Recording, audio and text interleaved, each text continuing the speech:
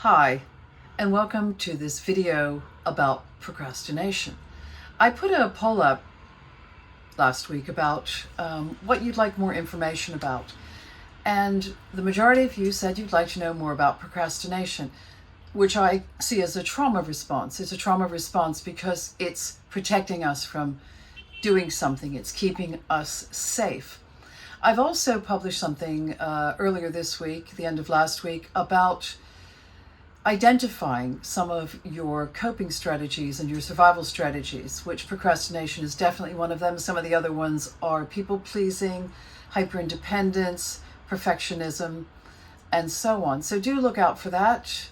Open it up, make some notes next to the definitions to help you identify what might be one or some of your patterns. However, we're going to talk about procrastination today because you've asked me to, and I'd like to accommodate your needs. Procrastination is very misunderstood. When we procrastinate, so many of us believe the story that there is something wrong with us. This begins a cycle that goes something like this. We set a goal or intention to do something. We cannot follow through with our intention, so we break a promise to ourselves. And then the ego floods the brain, and it says things like, I'm not good enough. I never follow through. I never finish anything. I'm lazy. I should be more like that person on social media who's so motivated. What's wrong with me? There's no point in trying. These thoughts then create an emotion in the mind and the body. Fear, anger, lots of shame. Lots of you have shame around that. Worthlessness. And then we create coping mechanisms to soothe ourselves so that we don't feel so bad about it. And they could be things like social media scrolling, substances, external validation seeking, mindless eating, numbing, checking out, dissociating from the present. And then many of us stay in this cycle of being stuck. I don't think we're broken. I think we get stuck for years or decades because we don't fully understand what procrastination is and how our subconscious mind operates. Procrastination is protection. It's a part of ourselves, a protective part of ourselves that's keeping us safe because for whatever reason, at some point in our life, we did things and they didn't work out and we didn't feel safe because the brain loves to win. If you do something and you do it well, you're more motivated to do it again. If you do something and it doesn't go so well, you're not that motivated to do it again. And that's what the brain likes. It likes to win. And if you do something well and it does well, you do well, you will do it again. Think about it. Think of some of the things in your life that you definitely do that with. Procrastination is protection. It's our subconscious mind seeking for us to repeat our familiar patterns. Now, if you think of the word familiar, another word that sounds very much like that is familial. So these are things that we've learned within our family environment. And you may be thinking, why would I want to repeat old patterns? Because they feel safe. And familiar patterns are safety because they can be predicted. We know what the outcome is going to be. We've evolved to survive. Humans are survivors.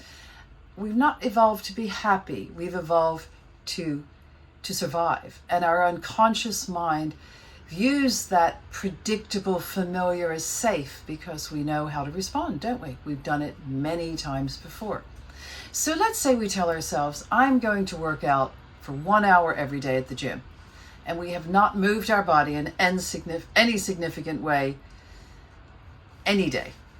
So this change is simply too much for the unconscious mind that seeks to keep us repeating the familiar in the homeostasis of our being. So our subconscious mind cannot understand that this new habit is good for us. All it knows is that this is new, this is scary, it could be dangerous. I don't want to do it. So to create change, we have to really dial things back and bring them down to a very, very small little step so that we can begin to exit this cycle of feeling stuck.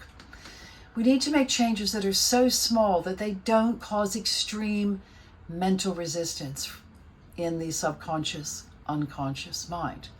So all new habits should take no more than about 10 minutes to complete each day. And I really like to start with 5 minutes. I always suggest that to my clients. That's the best. This will be tough for the ego.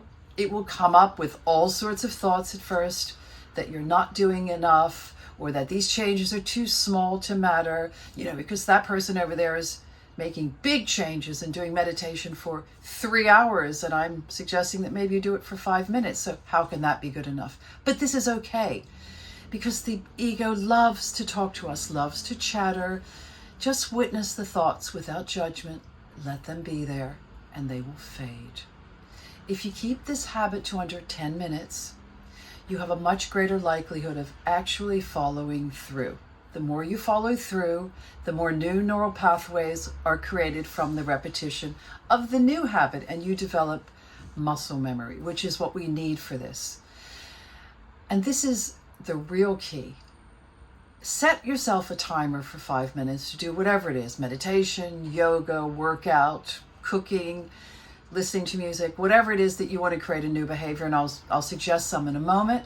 And do not go over it, because people are so, well, that was easy. I'm going to do 10 minutes now. And then you start creating the competition again, and the need to do more and more and more. And I really want to keep you at a good pace, because that's how you're going to make the change successfully. So maybe you want to do some journaling, but it seems so overwhelming. People are journaling pages and pages. Limit yourself to 10 minutes or maybe 5 minutes each morning and do your journaling, and do not go over it. Set a timer on your phone and keep to it. Maybe 5 minutes of meditation each day, not a half hour. And this will grow. For the first week, we're going to do 5 minutes, and then perhaps we go to 10 minutes. We'll see how things are.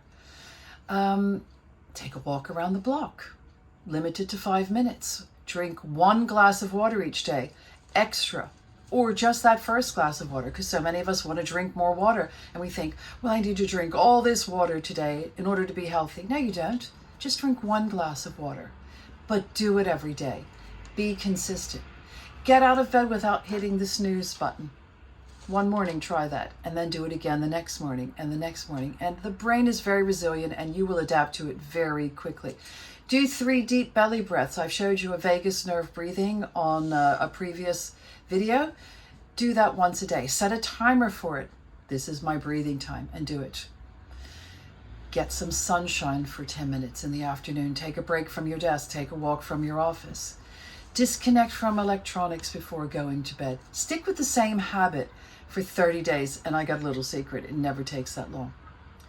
And celebrate yourself. It's these small shifts that can create our healing. So pat yourself on the back. Well done. Good girl. Attaboy. Whatever it is, whatever resonates with you, but celebrate it. Because then the brain really does feel like it's won, and it really does feel like it's achieved something. And most importantly, when you do fall off your habit, be the wise parent who says, it's okay, you're doing the absolute best you can, and we'll pick it up tomorrow.